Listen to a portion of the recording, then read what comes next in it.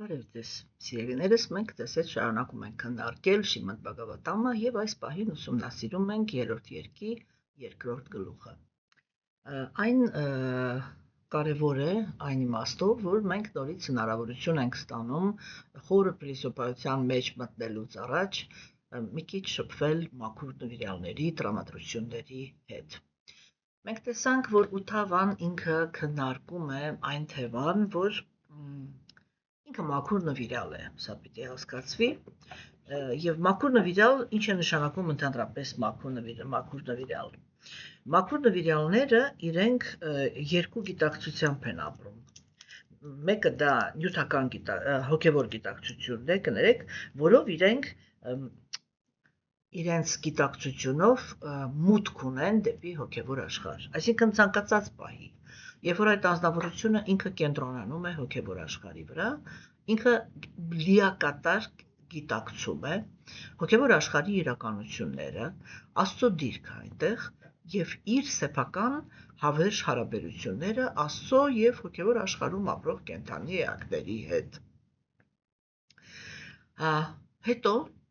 երբ որ ինքը անցնում է այն գործողություններին, որի կատարման համար ինքը եկել է նյութական աշխարհ, ապա այդ պարագայում ինքը հողակցվում է, կենտրոնանում է նյութական աշխարհի վրա եւ սկսում է գործել իր նյութական մարմնի միջով։ Բայց որովհետեւ մաքուր նվիրյալը ինքը երբեք իր հոգևոր գիտակցությունը չի կորցնում, ինքը իրականում շատ յուրահատուկ հայացք ունի նյութական աշխարհի վրա։ Այսինքն, որն է դա գլխավոր հայացքը, տեսեք, կա մի շատ նուրբ գաղափար, որի նրբությունը ես կարծում եմ, որ հիմա դուք չեք ընկալի, ոչ թե որովհետև բանականության պակաս ունեք, այլ ուղղակի անտեղյակության պատճառով, որովհետև թեմաները իրանք շատ բարձր հոգևոր զարգացման մեջ գտնվող անձնավորությունների համար են արդեն նախատեսված այդպիսի թեմաները, բայց կարծում եմ, որ ճիշտ ասած, ես միշտ վստահ եմ եղել հայերի բանականության վրա եւ կարծում եմ, որ ինչ որ բավականին շատ ավելի խորը, քան որևիցե մեկը կարող էր, դուք ընկալեք, թե ինչի մասին է խոսքը։ Արիացիները իրենք քննարկում են, որ նյութական աշխարհ են գալիս երկու տիպի կենդանի էակներ։ Նրանք, ովքեր, այո, նախանձել են որևիցե կենդանի էակի կամ հենց Աստծո դիրքին եւ այդ ամբողջ անհամաձայնության պատճառով, այսինքն, եթե շատ կոպտացնենք, ես դա արդեն մի անգամ քննարկել եմ, հարցը ինքը հնչում է ասպես, ինչու է հենց ինքը Աստված, այլ ոչ թե ես, եւ դա անարդար է, եւ երկրորդ հարցը, ինչու է ինքը Աստծո մտերիմ ազնվորությունը, այլ ոչ թե ես։ Եվ այդ թեման է իրականում դառնում պատճառ, որ կենդանիակը ինքը հայտնվում է նյութական աշխարհում, ինչու համար, որովհետև այդ հարցը ինքը ենթադրում է, որ կենդանիակը կուզեր փոխել իրականությունը։ Հոգևոր աշխարհի իրականությունները փոխել հնարավոր չի, դրանք հավերժ են եւ նախատեսված են Գերագույն Աստծո անձնավորության մտադրությունները իրականացնելու համար, որտեղ ինքը մտադրված է վայելել երանություն սիրո հիմքի վրա եւ ապահովել բոլոր կենդանի էակների երանությունը։ Երբ որ կենդանիակը ինքը այդպիսի փոփոխություններ է ուզում կատարել, այդ ժամանակ Գերագույն Աստծո անձնավորությունը տրամադրում է կենդանիակին նյութական աշխարհը։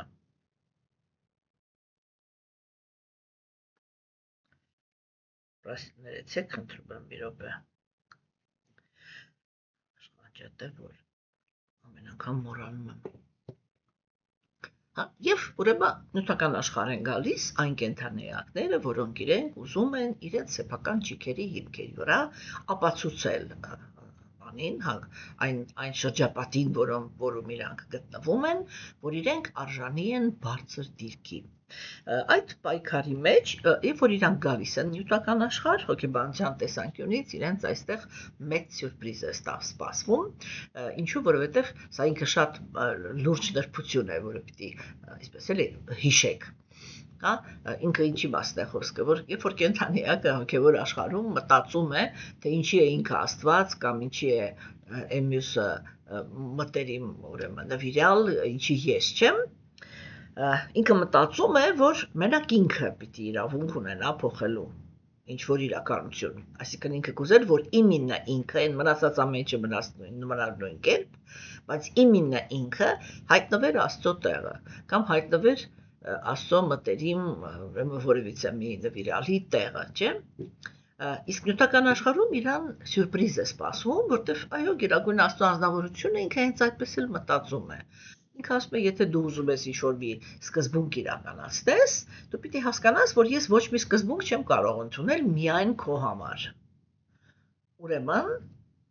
այդ նույն իրավունքը պիտի ունենան բոլորը։ Եվ դա ամենամեծ հոգեբանական սյուրպրիզն է, որը սպասվում է նյութական աշխարհում կենդանի էակին, եւ որ ինքը հայտնվում է իր նմանների հետ։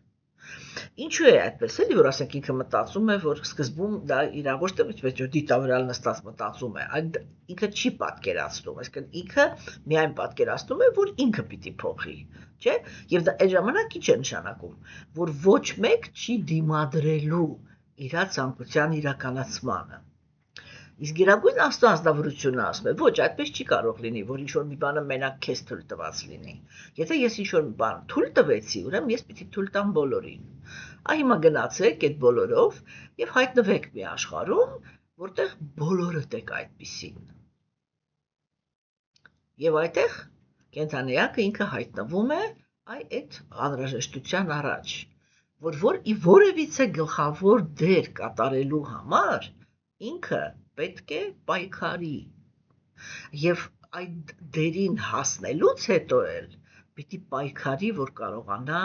պահպանի։ Եվ սա դարձնում է երջանկությունը, կներեք թուրքական խոսքիս համար, հարամված։ Եվ այդ հենց հարամված երջանկությունն է, որ վերջնականում կենդանիակին բերում է հրաժարման գաղափարին։ Տեսեք, ասենք, չէ՞, եւ արիացիները իրանք ասում են, որ ուրեմն առաջի տիպի կենդանիակները, որոնք գալիս են նյութական աշխարհ, դա նախանձի հիմքի վրա եկող կենդանիակներն են, որը մենք հիմա դες հետ նկարագրեցինք։ Բայց իրենք ասում են, նյութական աշխարհ գալիս են նաեւ մաքուր նվիրալները Գերագույն Աստծո անձնավորության, որպեսզի ավելացնեն իրենց սերը։ Սա շատ նուրբ, ահավոր գողտրիկ գաղափար է։ Ինչի մասին է խոսքը։ Եթե շատ կոպտացնեմ, ապա կարող ենք այսպես ասել, որ կենդանիակը ինքը հոգևոր աշխարհում մշտական ավելացող երանության մեջ հարաբերություններ ունի Գերագույն Աստծո անձնավորության հետ, որտեղ հենց ինքը Գերագույն Աստծո անձնավորությունը ասվում է, որ ինքը իր սահմանները չի ճանաչում,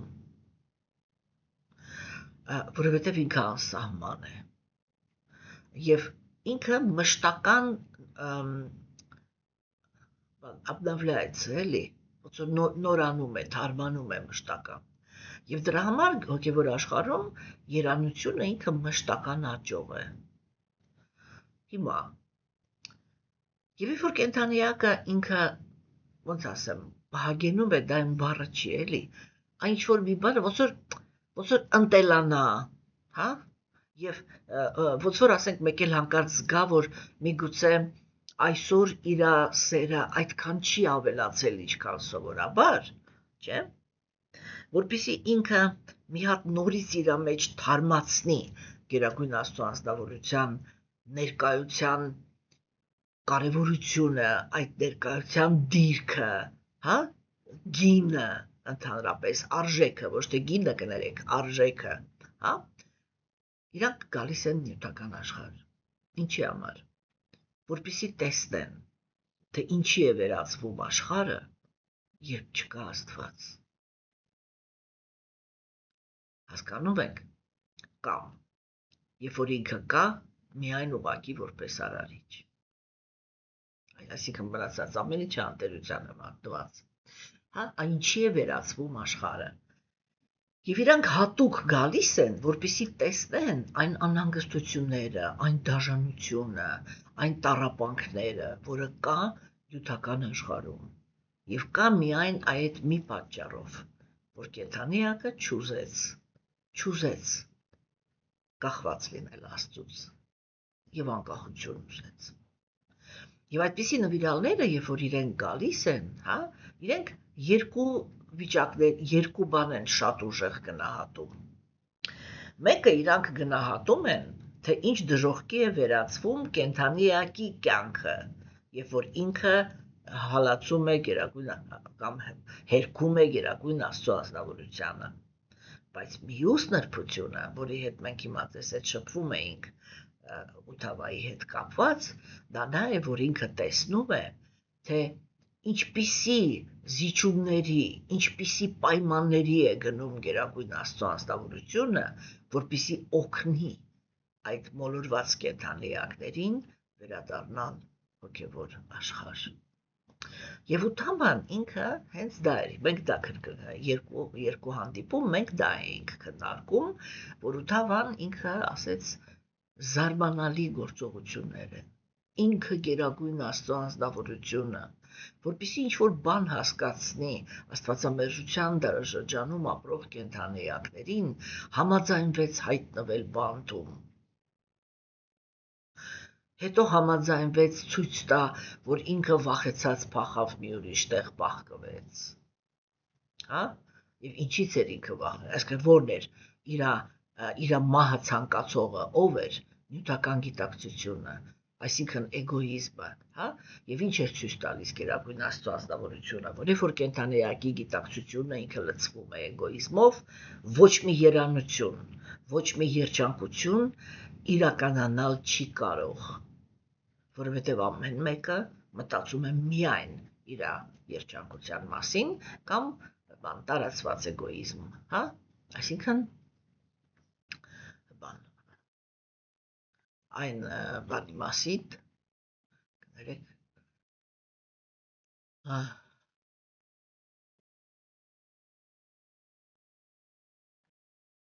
այսինքն այն բանի մասին, որը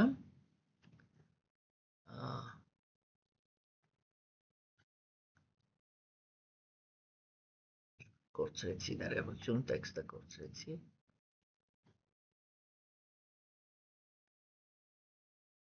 Հա, ուրեմն այն բանի մասին, որ բանը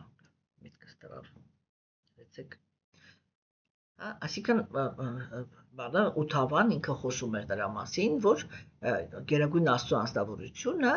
այդ վայելքը, երանությունը ինքը չի կարող կայանա, երբ որ կենդանիակը ինքը տարված է էգոիզմով։ Հիմա տեսեք, շատ կարևոր է։ Կամսան, նյութական գիտակցությունը դարձել էր արքա, գրավել էր, ինքը վռնդել էր իր հորը, որը ինքը ազատագրման մարմնավորումն է, այսինքն եւ նստել էր արքա տրանսցենդենտալ գիտելիքի արքայության մեջ։ Այսինքն ինչ էր ուզում ցույց տալ գերագույն Աստծո ազնվորությունը։ Ինքը ուզում էր ցույց տալ, որ նույնիսկ տրանսցենդենտալ գիտելիքը, այսինքն այն գիտելիքը, որը չի սպասարկում ոչ կենդանիակների թշնամանքը, ոչ կենդանիակների մրցակցությունը եւ ոչ էլ կենդանիակների նյութական բարիությունը, հա, այլ սպասարկում է միայն հոգու շահերը։ Իսկ հոգու շահը դա նյութական աշխարհից դուրս գալն է, չէ՞։ Եվ տեսեք, ասենք, դրա համար այդ տրանսցենդենտալ գիտելիքի արքան ուգրասենան, այսինքն ազատագրման սկզբունքը։ Եվ այո, հոգևոր գիտելիքը առաջի հերթին կենդանիակին տալիս է նյութական աշխարհից ազատագրում։ Ինչ արեց Կամսան ինքը ձերբակալեց իր հորը, նյութական գիտակցությունը, էգոիզմը, էգոիստական վայելքի ձգտումը, հա, ինքը բան արեց, բանտարկեց իր հորը եւ ինքը նստեց արքա։ Այսինքն, որ տրանսցենդենտալ գիտելիքն էլ կարելի է օգտագործել սեփական էգոիզմի համար, որն է այդ սեփական էգոիզմը, ես ամենակարևորն եմ, եւ ես պետք է առավելություն ունենամ բոլոր մնացած կենդանի էակների հանդեպ, չէ՞։ Եվ դա նշանակում է, որ այ երբ որ տրանսցենդենտալ գիտելիքը օգտագործվում է, իմաստություն ձեռք բերելու համար, իսկ հետո այդ իմաստությունը օգտագործվում է ոչ թե ազատագրվելու համար, այլ հասարակության մեջ հարգանք վայելելու համար, որովհետև իրականում, ասենք հոգևոր դաշտում, ինչու ոչ նույնիսկ աթեիստների դաշտում, հա, այդ իմաստունները իրանք ամենահարգված անձնավորություններն են եղել սովորաբար։ Չէ՞։ Միայն այդ կապիտալիստական համակարգը երբ որ առաջ եկավ, այսինքն երբ որ առաջ եկան վաշխառունները, առևտրականների խավը, չէ, ինքը դարձավ առաջնորդը, հասարակության մեջ այդ ժամանակ այդ ամեն ինչը արժե զրկվեց։ Իմաստությունը ինքը ընդհանրապես կոպիտ ասած գրոշի արժեք չունի այլևս։ Իմինը հոգևոր իմաստությունը։ Եվ այդտեղ ինչպես ասես, որ աթեիստները պիտակավորել են եւ այլանդակել այդ դաշտը։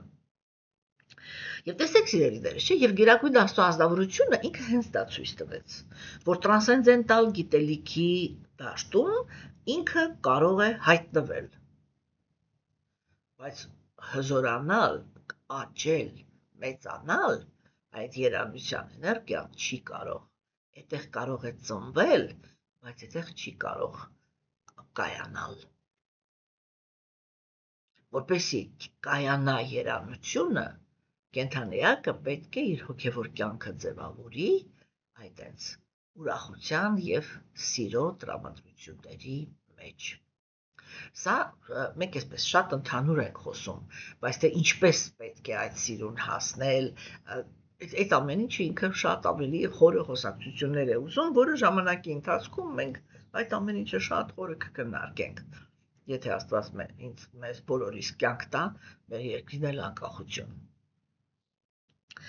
Հասկանում եք սիրելիներս, չէ՞։ Եվ ուրեմն մենք հիմա շփվում ենք այդպիսի նվիրյալի հետ, որը ինքը քաչ գիտակցում է գերագույն Աստծո անձնավորության արժեքը նյութական հոգևոր աշխարհում։ Ինքը գիտի այն աշխարհը, որտեղ գերագույն Աստծո անձնավորությունը շատ բարձր գնահատված է, հա, եւ հիմա նյութական աշխարհում տեսնում է, թե գերագույն Աստծո անձնավորությունը ինչպիսի իրադրությունների մեջ է իրան պահում, որպեսզի նյութական աշխարհում ապրող կենդանիակներին ինչ որ բան հասկացնի, ինչ որ օրինակ ծառայի եւ այլն։ Ու թավան ինքը շարունակում է խոսել։ Քո աչքերի առաջ Չեդի թագավորը Շիշուպալան հասավ յոգայի բարձրագույն նպատակին, չնայած նա ատում էր Տեր Շի Կրիշնային։ Նույնիսկ իրական յոգիները փափագում են հասնել նման հաջողության եւ հանուն դրա կատարում են իրենց վարժությունները, ով ունի ուժ տանի նրանից բաժանումը, չէ՞։ Ուրեմն մենք նորից տեսնում ենք, որ գործ ունենք շատ պերսոնալ տեքստերի հետ, չէ՞, որտեղ ուրեմն բանը կենդանիակները իրենք այդպես է նկարագրվում, որ մաքուր նվիրալները, որոնք իրենք բանեն, ասեք, որոնք իրենք հաստատված են սիրո մեջ, իրանք շատ դժվար են տանում այդ իրականությունները, որոնք իրենք կան։ Չէ, ուրեմն մենք այստեղ նոր հերոս ստացանք, որի անունն էր Շիշուպալը։ Ով էր Շիշուպալը։ Այստեղ ասվեց, որ հենց քո աչքերի առաջ Շիշուպալան ինքը հասավ, այսինքն դա նշանակում է, որ Շիշուպալան ինքը սպանվել է հենց քո աչքերի առաջ, երբ որ դու դեռ գտնվում էիր այնտեղ, չէ՞։ Բայց դու տեսար, որ չնայած դրան, որ ինքը մշտական վիրավորում էր գերագույն Աստծո ազնվորությանը, ինքը հասավ այն արդյունքին, որի մասին երազում են յոգերը։ Հա։ Եվ այմա ինքը դա է ասում, որ այդ դա տեսնելուց հետո ով կարող է ուրեմն ինքը այդքան ուժ ունենա, որ դիմանա իր հետ բաժանմանը։ Այս պահին Օթավան ինքը գտնվում է բաժանման մեջ։ Սա շատ կարևոր պահ է, որովհետև իրականում ինքը մի նվիրյալ էր, որը համոզված էր, որ երբ որ Տեր Շի Կրիշնան գնա, ինքը անմիջապես պանդավների նման անմիջապես կհեռանա։ Բայց իր ճակատագիրը դասավորվեց այլ կերպ։ Ինչ եղավ։ Երբ որ ինքը ուրեմն այ այդ տրամադրությունների մեջ էր, ու Թավան իրականում ինքը վերջինն է, ով Գերագույն Աստծո ազնվորությանը այս աշխարհում տեսել է։ Այսինքն վերջում Տեր Քրիստոսն ինքը խոսակցություն ունեցավ Թավայի հետ։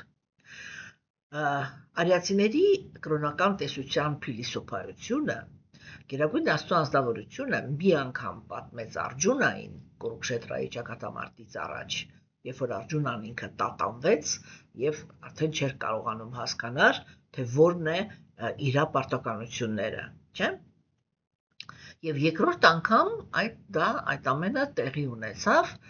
երբ որ ինքը հանդիպեց վերջում Թավային, եւ կա այդպիսի երկու գաղափար՝ Արգջունայի Բhagavad Gita-ն եւ Թավայի Bhagavad Gita-ն։ Համարվում է, որ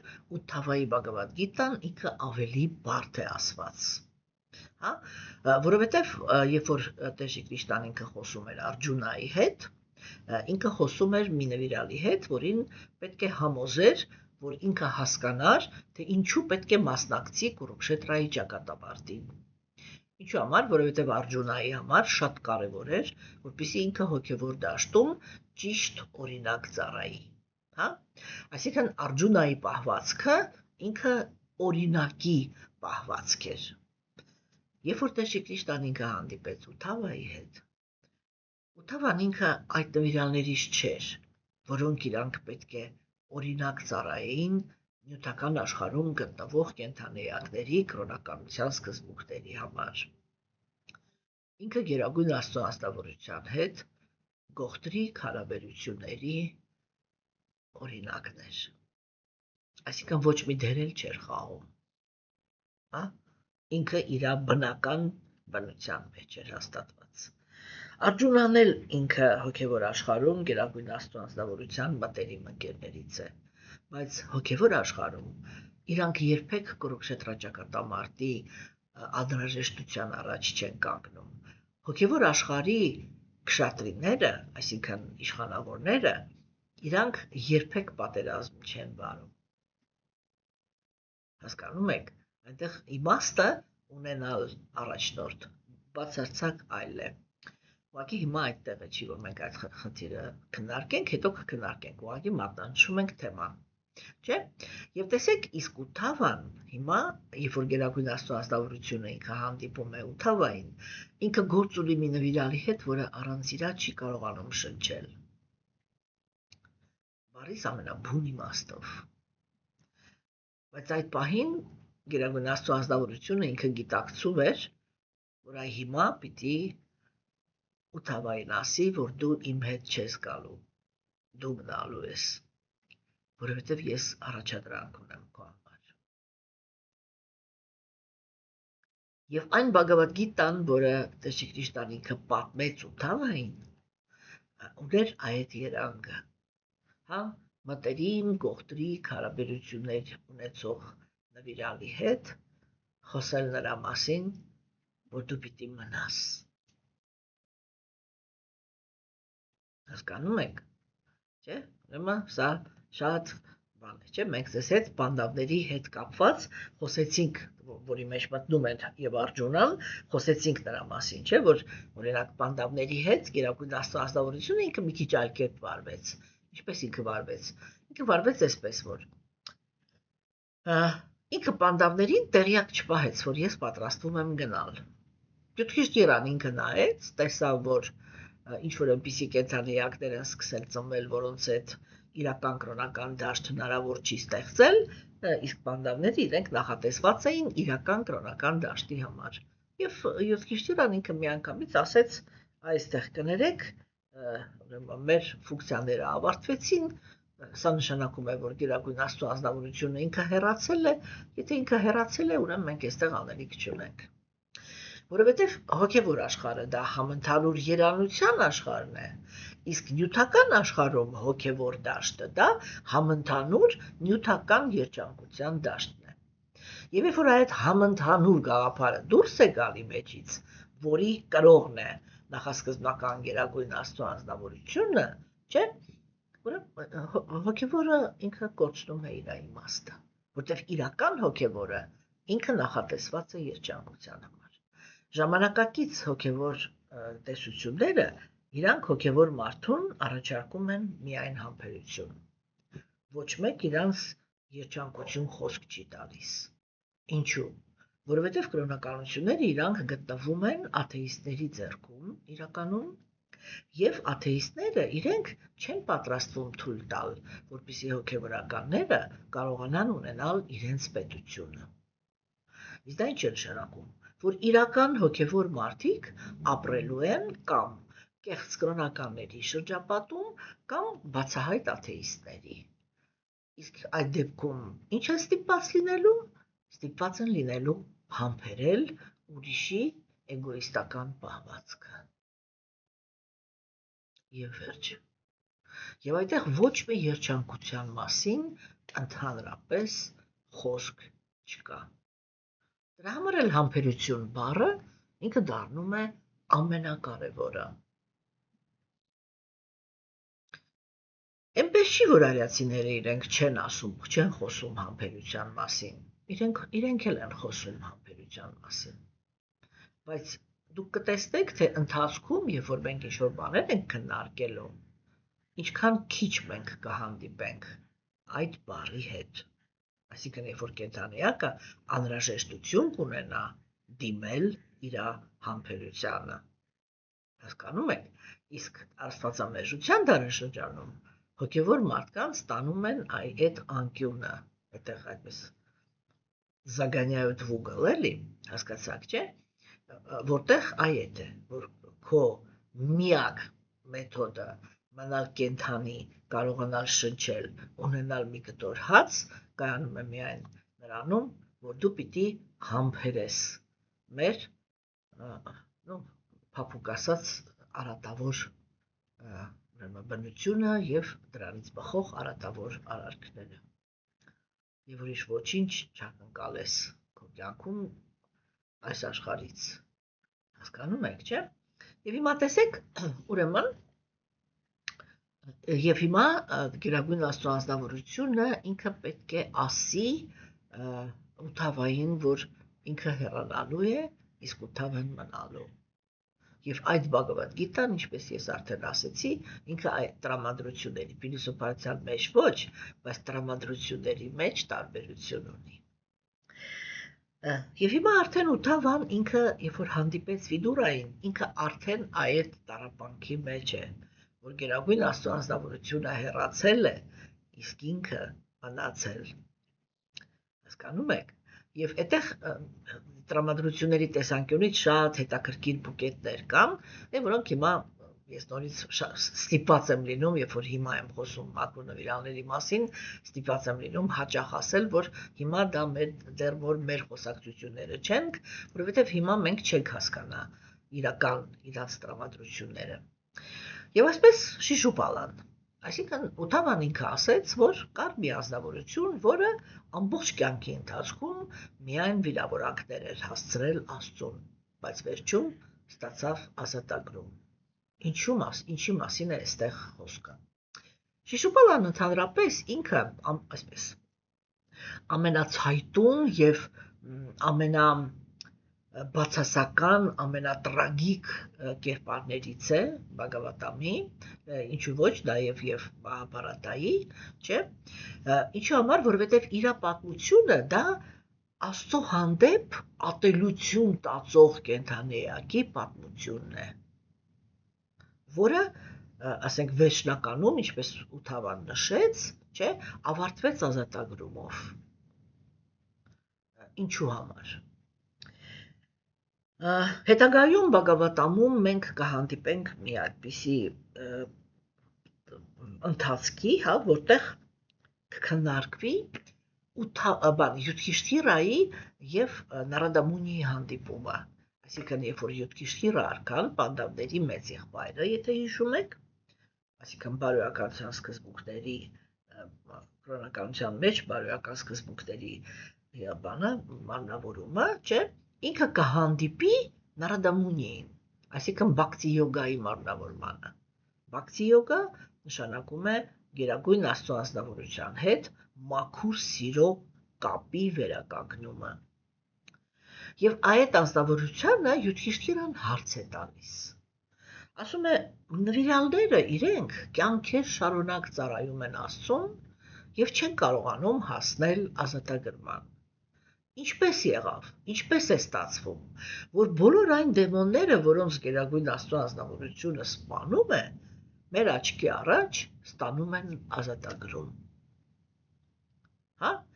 Եվ Նարադամունին այդտեղ մի շատ ահավոր կարևոր սկզբունք առաջ կքաշի, հասկանում եք, որը ինքը իրականում ոնց որ այդ արատավոր ազնվորությունների սրտին դարման պիտի լինի, Նարադամունին ինքը կասի, որովհետև Գերագույն Աստծո անձնավորությունը ինքը նման է արևի։ Երբ որ արևը դուրս է գալիս, ինքը չի հարցնում, ով է արատավոր, ով է առաքինի,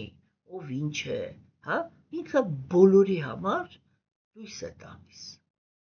որովհետև ինքը լույս է։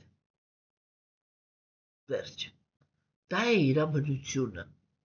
Հա? Եվ Նարադամունին ինքը մի գաղտնիք է ասում։ Ասում է, եթե կենթանի բացարձակ կապ չունի, ինչ տրամադրություններով է կենտրոնացած Աստծո վրա։ Այստեղ կենտրոնացած բառը ամենակարևորն է, թե ինչպիսի տրամադրություններով է կենտրոնացած Աստծո վրա կենթանի էակը։ Եթե նույնիսկ ինքը թշնամանք է տածում Աստծո հետ կապված, բայց մշտական կենտրոնացած է այդ ատելության վրա, չէ՞, ինքը այդ էֆեկտն է ստանում, որ ինքը կենտրոնացած է արևի վրա, իսկ արևը բոլորին լույս է տալիս,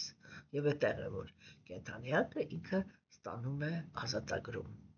Իհարկե այդ էպիզոդը ինքը ունի եւ մի քիչ այլ իմաստ, որը մեզ համար երևի թե ավելի կարեւոր է, իսկ մի քիչ հետո դրա մասին էլ կխոսամ։ Ուրեմն Շիշուպալան ինքը ծնվել էր, ուրեմն ինքը արքա էր, արքայազներ, ծնվել էր արքայական ընտանիքում, հա, եւ Տեր Քրիստոսի բան էլի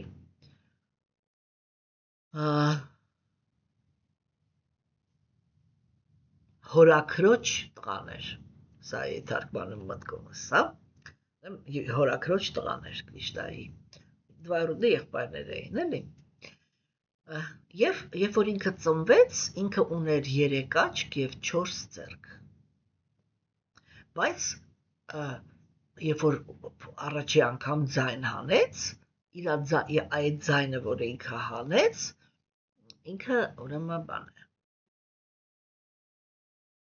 ասեք, ավանակի նման էր ձայն հանում, հասկացաք, չէ՞, այսինքն, ինքը ուներ հզորություն, 4 ձեռք, հա,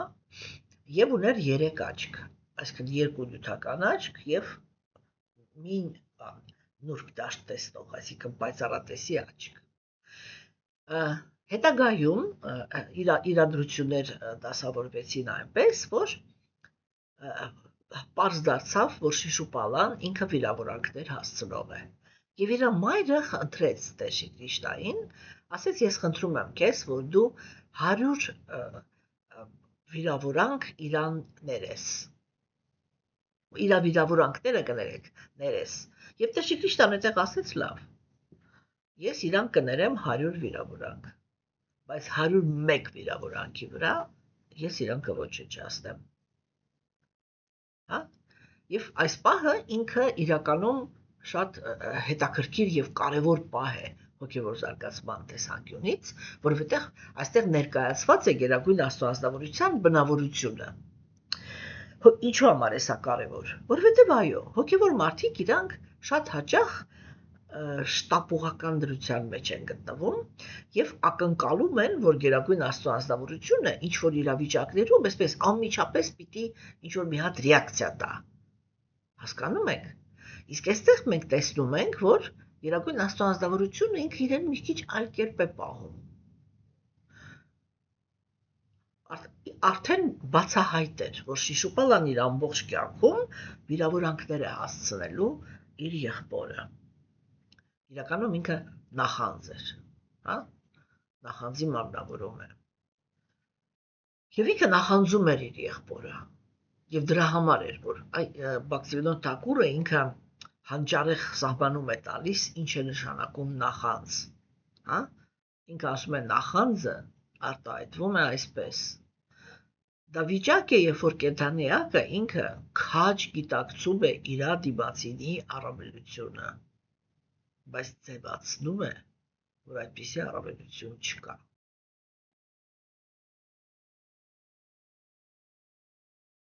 Հասկացաք։ Օրինակ, ես կանացի օրինակ բերեմ, հա, որովհետև նախանձը, ասենք, մարդկային մարմնի մեջ նախանձը ինքը շատ ավելի արագ արտահայտվում է կանանց մոտ, քան թե տղամարդկանց։ Երբ որ կինը ինքը այդքան էլ գեղեցիկ չի, եւ իր առաջ տեսնում է մի կին, որը իրանից ավելի գեղեցիկ է, հա, եթե ինքը նախանձում է այդ կնոջ գեղեցկությանը, ինքը արտահայտվում է այսպես. Էդ ինչի տեղ է ինքը իրան դրել, իրանից 100 անգամ ավելի սիրունները կան, տեսեք չի ասում 100 անգամ ավելի խելացիները, կամ 100 անգամ ավելի, չգիտեմ, ասում է ինքը այն ինչը որ մատնանշում է, հենց դրան էլ նախանձում է, հա, կամ այդ ինչի տեղ է ինքը իրան դրել, իրանից 100 անգամ ավելի խելացիները կան, նշանակում է նախանձում է խելքին, ուզում է տղամարդ լինի, ուզում է կին, այն ինչ կետում, որ ուզում են արժեզրկեն, հենց այդ կետում իրան նախանձում են, իսկ դա նշանակում է, որ հենց այդ կետում տեսնում են, որ կա առավելություն,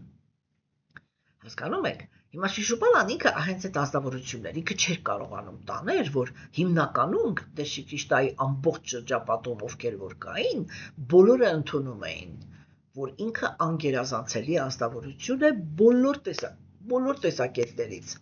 եւ որպես ազնվորություն, եւ որպես բնավորություն, եւ որպես գեղեցկություն, եւ որպես հզորություն, եւ որպես իմաստություն, բոլոր տեսակետներից ինքը առավելություն ունի։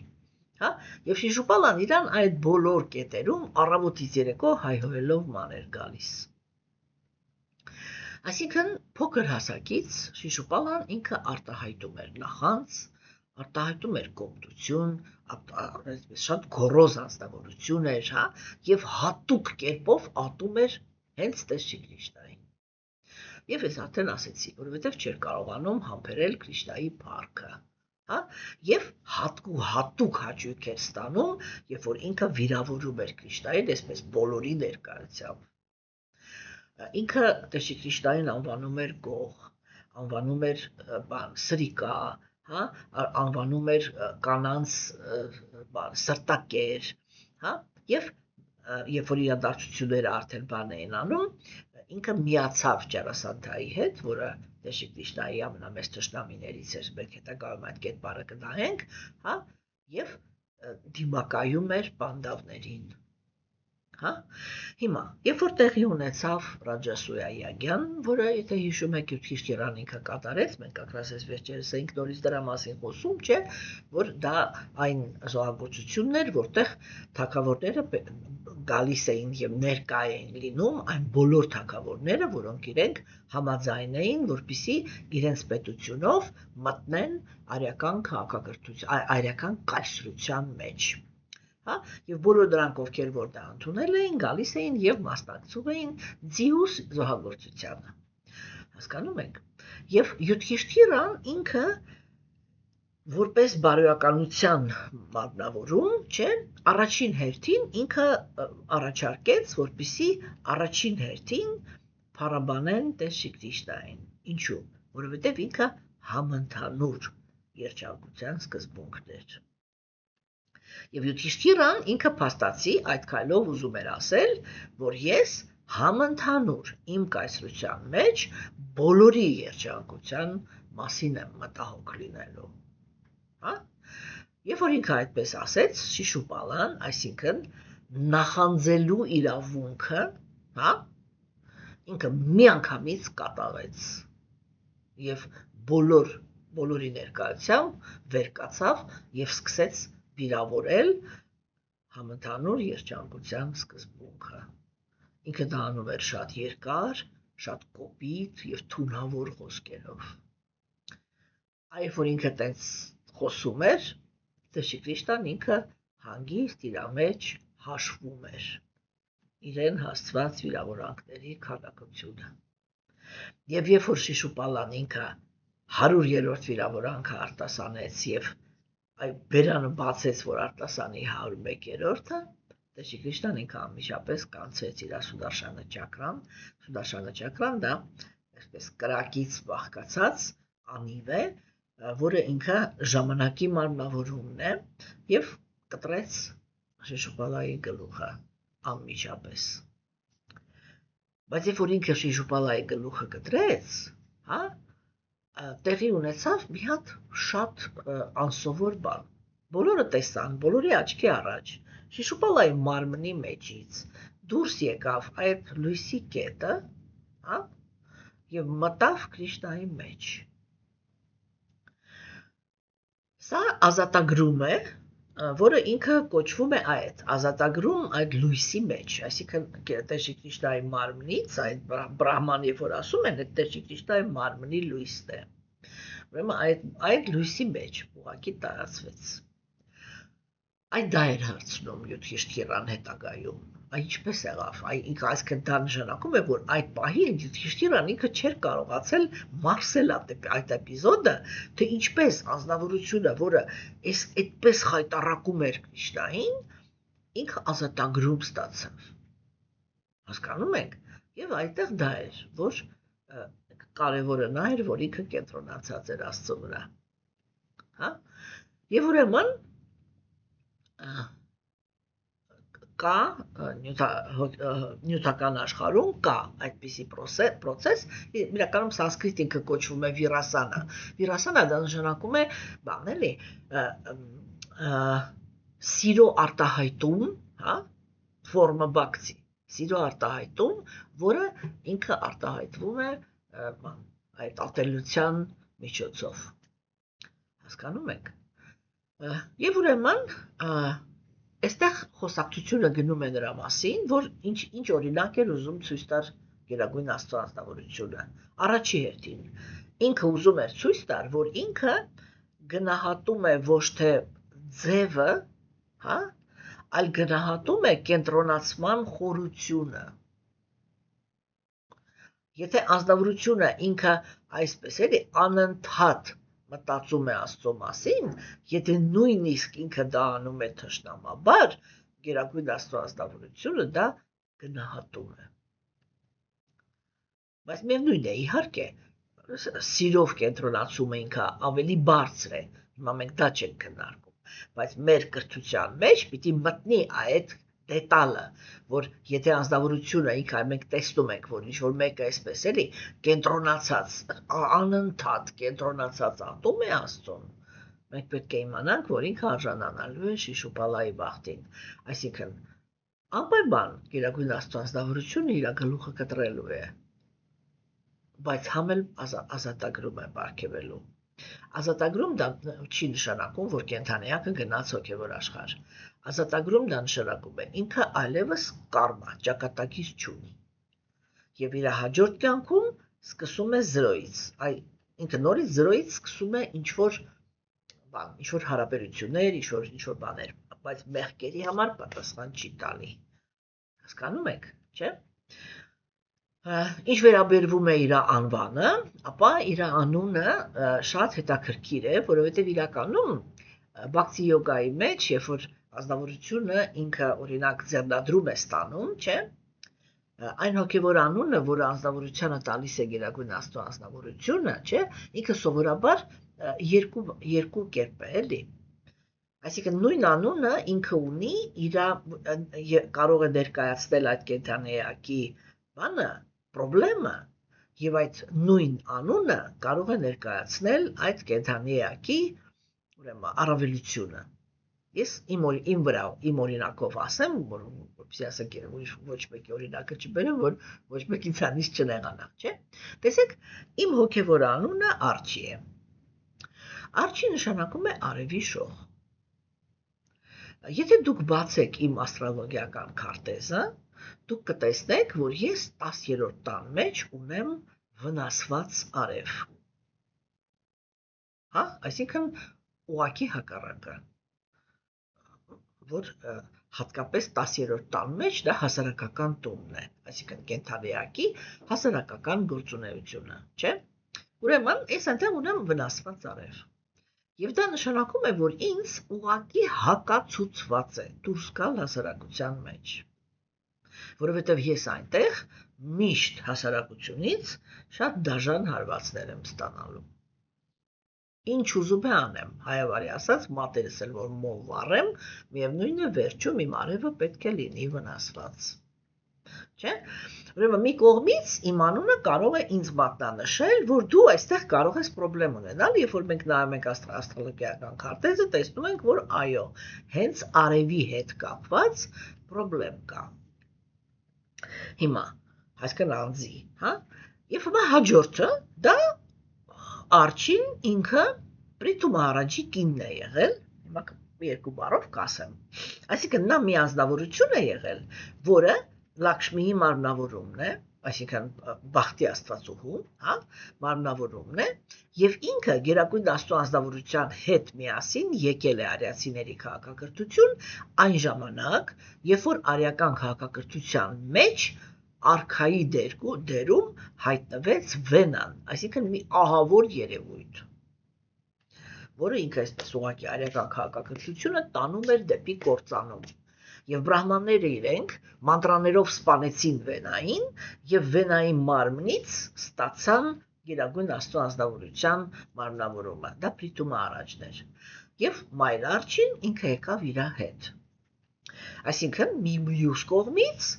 իմ անունը խոսում է նրա մասին, որ ես հոգևոր դաշտում լինելու եմ անձնավորություն, որը հաստատելու է բարոյականության այդ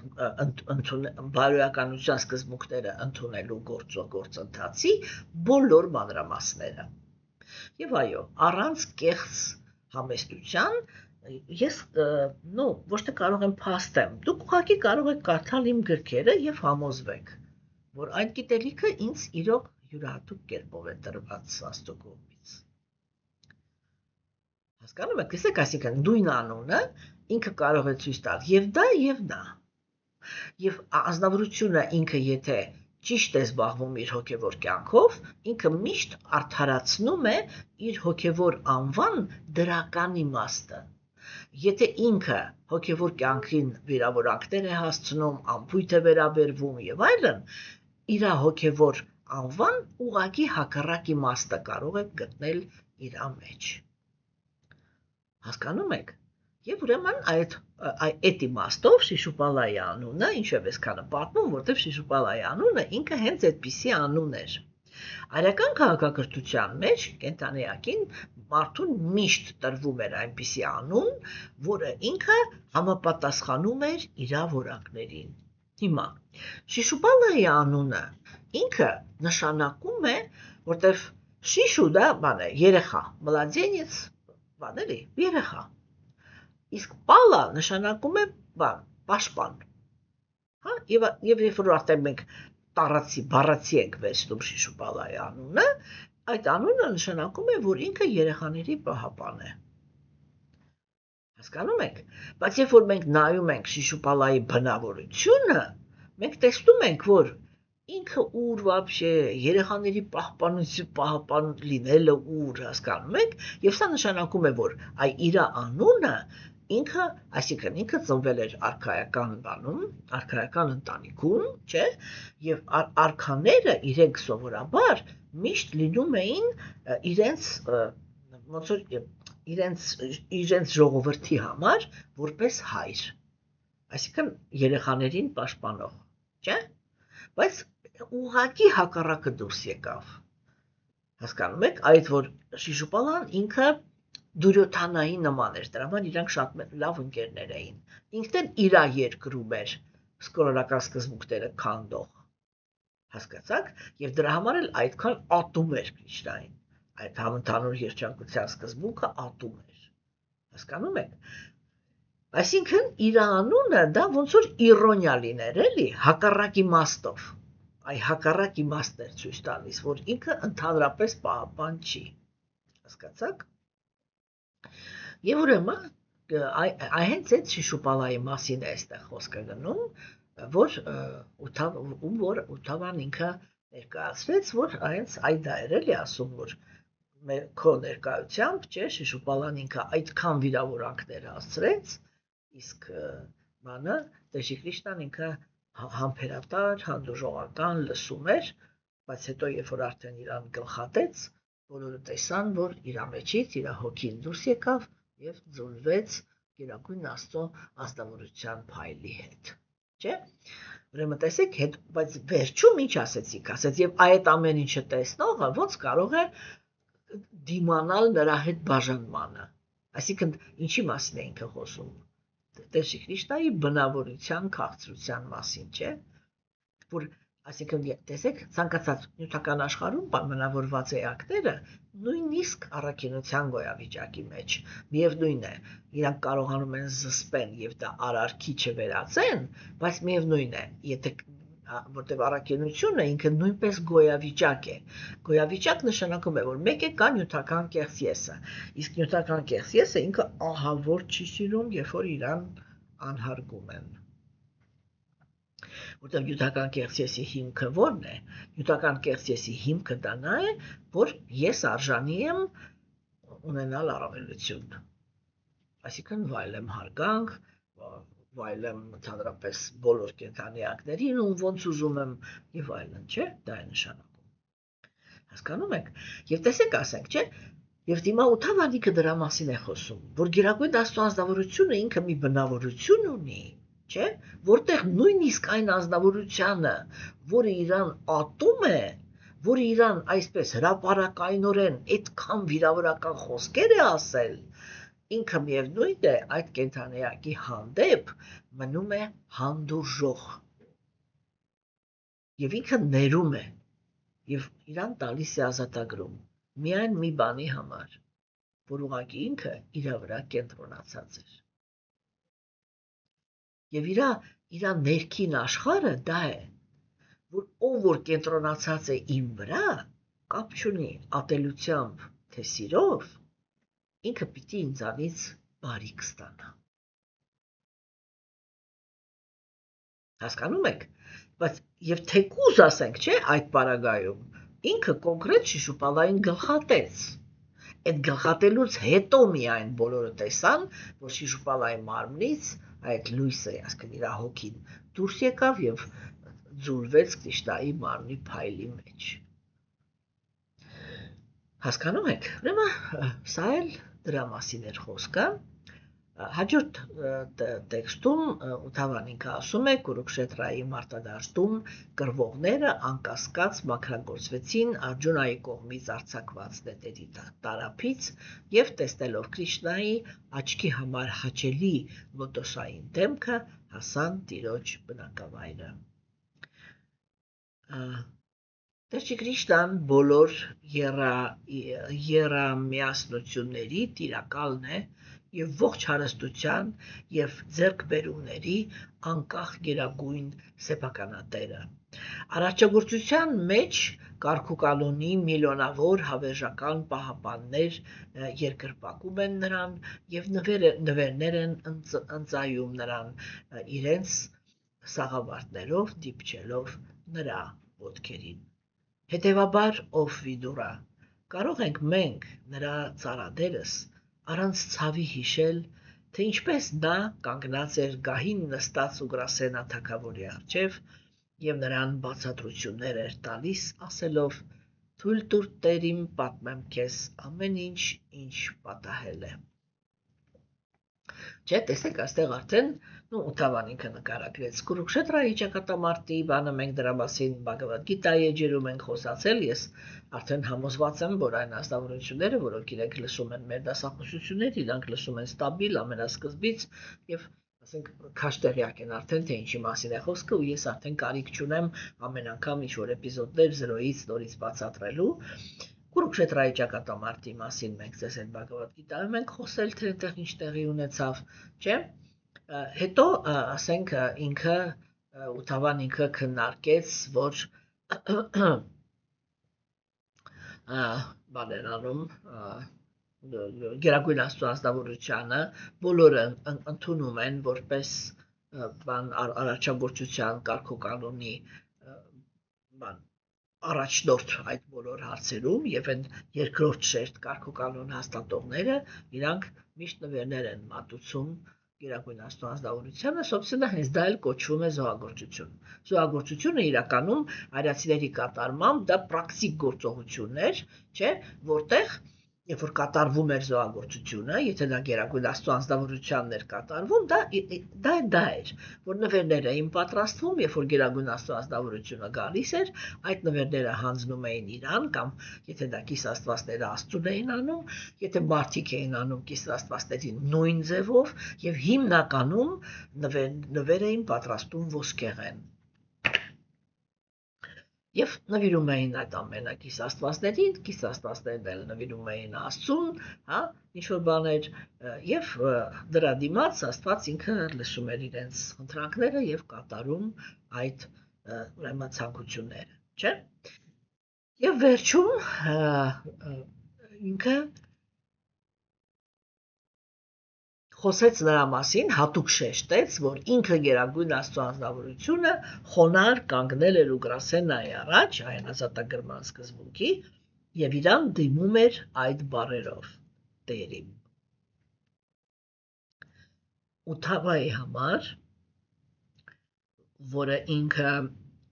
խիստ շատ մտերմիկ գողտրիկ ընկերական, բայց եւ ծառայողական տրամադրությունների մեջ նվիրալ է, իր համար տեսնել Գերագույն Աստծո անձնավորությանը, որը ինչ-որ մեկին ասում է Տեր իմ, հասկացաք, չէ՞, դի մահվան հավասար բան է, եթե այդպես ասեմ, հնարավոր չի բառերով նկարագրել, թե Ուտավան ինչ է զգում, երբ որ այս տեքստը ասում է։ Հասկանում եք, ինքը միաժամանակ զարմանք է զգում, միաժամանակ չի կարողանում դա ընդունել, ինչ համար, որովհետև իր համար Գերագույն Աստծո ազնվորությունից ավելի բարձր ազնվորություն չկա, չէ, եւ հիմա ինքը չի հասկանում Ութավային, բանակը Ուգրասենային, ինքը չի կարողանում հասկանալ, թե այն նվիրալը, իսկ Ուգրասենան ինքը նվիրալ էր, Ուգրասենան, ինչպես Ուգրասենան իրան թույլ տվեց ընդհանրապես ընդունել Քրիշնայից այդպիսի բառեր, երբ որ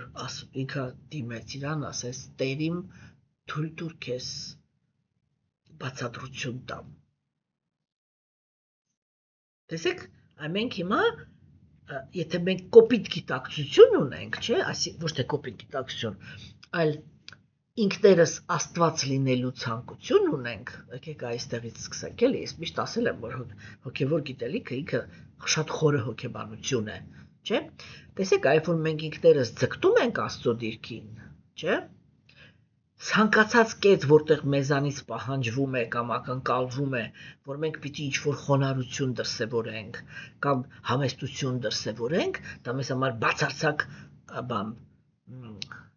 բացարձակ անհնար գաղափար է, անընդունելի։ Հասկանում եք, երբ որ մարդը ինքը ինչ-որ մի բանը հերքում է, չէ, միանգամից կամ ներվի մեջ է մտնում, այդտեղ դու պիտի հասկանաս, որ ինքը հենց դրան ձգտում է, դրա համար ներվի մեջ մտավ։ Հասկացաք, հիմա երբ որ կենդանիակը ինքը ձգտում է Աստծո դիրքին, չէ, ինքը այդտեղ մտածվում է, որ Աստծուց պետք է վախենալ, ով է առաջ քաշում գաղափար, Աստծուց պետք է վախենալ, նա ով երազում է, որ իրենից վախենա, ով է առաջ քաշում գաղափար, որ Աստծուն պետք է միայն հարգել եւ ենթարկվել, նա ով որ այդ նույն վերաբերմունքն է ուզում իր հանդեպ, չէ, որտեղ սովորաբար սկզբից ասում են Աստծուն պետք է այսպես վարվել, հաջորդ քայլով ասում են իսկ ես Աստծո ներկայացուցիչն եմ, միակ, ամենակարևորը, հա, եւ վերջ, տեղաբերիչը վերջանում է, չէ, եւ կենդանիակը այն բոլոր հարգանքը, որը պետք է ունենալ Աստծո հանդեպ, ունենում է ինչ-որ մի հատ հոգևոր կարիերիստի հանդեպ, եկեք մեղմ ասենք, բայց հոգեբանական տեսանկյունից, չէ, ինքը ինչ-որ պահանջում է, որ Աստծո հանդեպ վերաբերվի, ես այդպիսի մի հատ աշակերտուհի ունեի, ինքը Գիտեք, եթե դուք կողքից իրան նայեիք, դուք կգայիք ինձի կասեիք, մատաջարչի, կարելի է մենք ձեր դեմքին թքենք։ Դուք ինչպես կարող եք այսպիսի անձնավորության մասին, որը այսպիսի սիրով ձեզ սիրում է, այսքան ուշադիր է ձեր հանդեպ, ինչ ասես ձեր համար անում է ընդհանրապես, իսկ դուք ասեք, որ ինքը նախանձ է։ Ինչ էր անում այդ անձնավորությունը։ Ինքը հավակնություն ուներ, որ ինձանից հետո ինքը պիտի նստի հոգևոր ուսուցիչ, այսինքն իր անկալումով հոգևոր ուսուցիչը դա պաշտոն էր, այլ ոչ թե որակ։ Ինքը պիտի նստի հոգևոր ուսուցիչ։ Հիմա, եւ ինքը շատ փառասեր անձնավորություն է։ Եվ տեսեք, ասենք, ինքը շատ հետաքրքիր բնավորություն էր դրսևորում։ Ես այսպես եւ դա այդ սերմը իր մեջ երևում էր ամենասկզբից, որ ինքը փառասեր է, որ ինքը այսպես որտեղ որ հայտնվեց, բոլորին անմիջապես ճնշում է, ինքը իրան առաջ է գցում, որտեղ առյուծ է մարդը, էլի չես կարող ոչինչ ասես, հա։ Եվ ասենք, դու բնությունն է, այսինքն մեղադրելով չեմ ասում, ուզում եմ հասկանանք ինչեր կարող են լինել, էլի։ Եվ ասենք, տեսեք, ինքը այսպիսի մի հատ շատ հետաքրքիր պահվածք էր բանանում։ Բոլոր աշակերտերիս միշտ չեմ կարող բանանել, միշտ կազմակերպում էր, որ ինձ պատշաճ կերպով հարգեն, որպեսզի, ասենք, ծնունդին, նոր տարի օրը, մարտի 8-ին, մեկ էլ հոգևոր ուսուցչի տոնին, անպայման թանկարժեք նվերներ նվիրեն։ Դե, ինչ-որ մի իմաստով, այո, իհարկե, եթե օրինակ հավաքվում են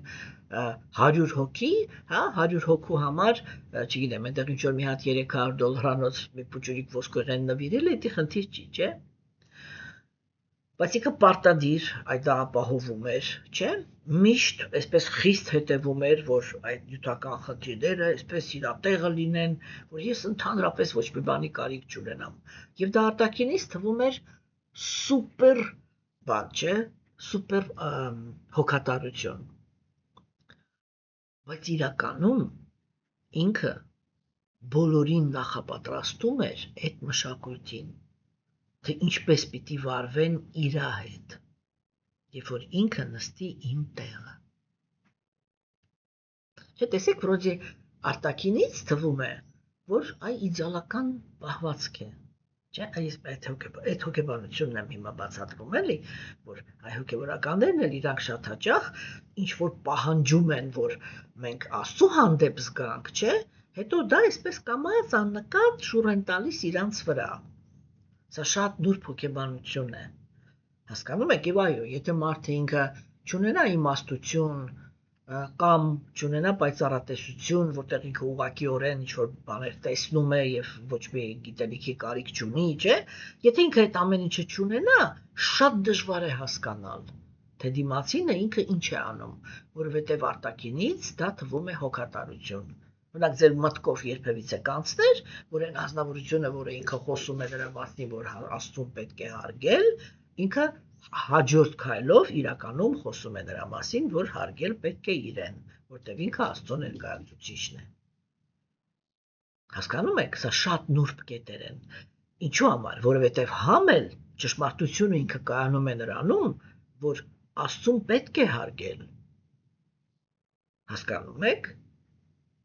Ու շատ, բայց եւ շատ կարեւոր է հասկանալ, թե այն ազնվորությունը, որը խոսում է Աստծո հարգանքի մասին, ինքը ինչ ներքին մոտիվով է դա անում։ Իսկ սա պարզ է, չէ, որ սովորական մարդը սա չի կարող հասկանալ, հատկապես եթե ինքը հոգևոր մարդուն տեսնում է մի 2-3 ժամ եւ ոչ նրա կենցաղից է տեղյակ, ոչ նրա բնավորությունը գիտի, ոչ էլ նրա մտածելակերպը, չէ, սա շատ նուրբ հարցեր են։ Ժամանակի ընթացքում նրանք, ովքեր ուշադիր կլինեն, նրանք, ովքեր շատ պարտաճանաչ գիտելիքը կուսումնասիրեն, ինձ հետ միասին զուգահեռ, այդ ամեն ինչը կսովորեն տարանջատել, ես դա կարող եմ ասել, որ խոսք եմ տալիս ձեզ։ Հիմա, սիրելիներս, չէ, ուրեմն, հա, ու Թավան ինքը այստեղ հիմա այդ դրա վրա է զարմանում, որ Ուգրասենան ինչպես կարող էր իրան թույլ տար ընդունել, որ Կրիշնան իրան ասում էր Տերին։ թույլ տուր ես քեզ բացատրություններ տամ։ Չէ, հասկանում եք, ուրեմն, այ մի կողմից մենք ստանում ենք Գերագույն Աստծո անձնավորությունը, որը ինքը համեստ է։ Տեսեք, ինքը ասում է Բhagavad Gita-ում, դա իմ ամենասիրած տեքստերից է, 13 գլխի 8-ից 12 տեքստերը։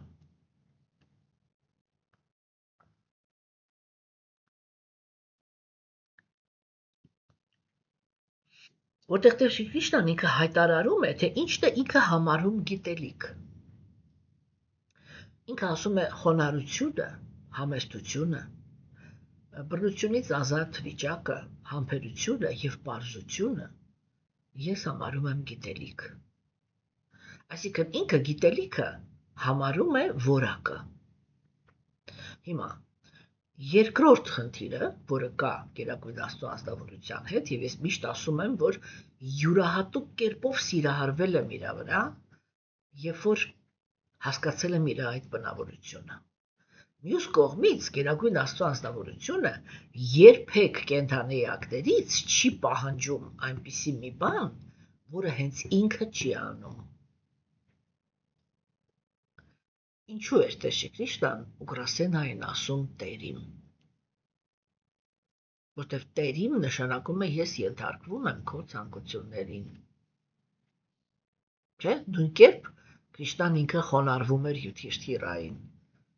որովհետև Յուդհիշթիրան Իրանից տարիքով մեծ էր։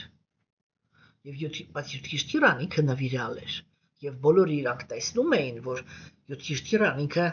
ինչպիսի ապրումներ է ունենում, երբ որ Տեր Շիրի Քրիշնան դա անում է։ Հասկանում եք, բայց ինքը համել հասկանում էր, որ օրինակ է այստեղ ցույց տրվում։ Ինչպես պետք է փոքրը վերաբերվի մեծին, հա? Ինչպես որ նյութական աշխարհում բարոյականության սկզբունքները իրենք կարևոր են։ Եվ այո, համընդհանուր երանության սկզբունքը խոնարհվում է այդ սկզբունքի առաջ, որովհետև դա է սկիզբը հոգևոր աշխարհ վերադառնալու բարոյականության սկզբունքները։ Հասկանում եք, այդտեղ ամեն ինչը, ամեն մի շարժումը ունի իր իմաստը, չէ՞։ Եվ հիմա Ուգրասենն ինքը նստել էր բանի, ասեք, տրանսցենդենտալ գիտելիքի դաշտում, հա? Եվ բաներ անում։ Եվ այդտեղի արքան էր։ Այսինքն տրանսցենդենտալ գիտելիքը բերում է ազատագրման։ Եվ Տեր Շիրի Քրիշնան համընդհանուր վայելքի սկզբունքը ազատագրմանը ասում էր Տերիմ։ Հա? Այսինքն ինչով ես դու Տերը, որովհետև դու տալիս ես կենդանիակին առաջի բանը էգոիզմից ազատագրվելու ուրեմն սկզբունքը, որտեղ ազատագրվել, քանի կենդանիակը ինքը էգո ունի, ինքը չի կարող ազատագրվել։ Ինքը պիտի իր էգոն զրոյացնի, որպեսզի ազատագրում ստանա նյութական էներգիայից։ Հասկանում եք, եւ Գերագույն Աստծո անձնավորությունը այդ դրա համար էր ասում Տերիմ։ Որովհետև այո, մինչև չկայանա էգոիզմից ազատագրումը, համընդհանուր երանությունը չի կարող կայանալ։ Հասկանում եք, եւ այստեղ Ութավան ինքը մի կողմից հրճվում է Գերագույն Աստծո անձնավորության այդ խոնարհության, համեստության առաջ, որ ինքը շատ հանգիստ կարող է ինչ-որ մի դաշտում ընդունել ուրիշ որակի, ուրիշ կենդանեակի կարևորությունը, հա? Եվ մյուս կողմից բաներ վերաբերվում Ուգրասենային, թե ինչպես ինքը կարող էր էլի, որտեղ Քրիշնայից ասկեն համընդհանուր երանությունից ավելի կարևոր բան չի կարող լինել, ինչպես Ուգրասենան կարող էր ընդունել դա։ Համար Ութավան այստեղ հակասական տրամադրությունների մեջ է, հա, գտնվում եւ ուրեմն ինքը ասեց, որ դա զարմանալի ուրեմն բան է, ընդհանրապես, որ Գերագույն Աստծո անձնավորությունը ինքը այդպիսի պահվածքներ էր ցույց տալիս։ Որն է այստեղ ամենակարևոր բանը, որը մենք պետք է ընկալենք, թե այստեղ հիմա ինչ է կատարվում, դա նա է, որ այն իրականություններն են, թե ինչպիսի բնավորություն է ցուցաբերում Գերագույն Աստծո անձնավորությունը նյութական աշխարհում, ինչպիսի համեստությամբ է ինքը վերաբերվում այս աշխարհին, ինչպիսի խոնարհությամբ է վերաբերվում, ինչքան համբերատար է վերաբերվում, հա? Հասկանում եք։ Եվ հիմա երբ որ մաքուր նվիրալները տեսնում են Գերագույն Աստծո անձնավորությանը, թե ինքը ինչպես է շփվում նյութական աշխարհում ապրող կենդանեակների հետ, իրանց սերը Աստծո հանդեպ իմինը որպես որակների կրողի, հա, որտեվ հոգևոր աշխարհում կան որակներ, որը Գերագույն Աստծո անձնավորությունը չի ցուցաբերում, որտեվ այնտեղ այդ որակների կարիքը չկա։ Ինչու համար, որտեվ այնտեղ ապրում են միայն այն կենդանեակները, որոնք իրանք խելագարի պես սիրում են Գերագույն Աստծո անձնավորությանը, այդտեղ ինչի մասն է խոսքը, չէ՞։ Եվ երբ որ մաքուր նվիրալը ինքը գալիս է նյութական աշխարհ եւ նյութական աշխարհում է տեսնում, թե էգոիստների հետ Գերագույն Աստծո անձնավորությունը ինչ խոնարհություն է ցուցաբերում, ինչ համեստություն է ցուցաբերում, հա,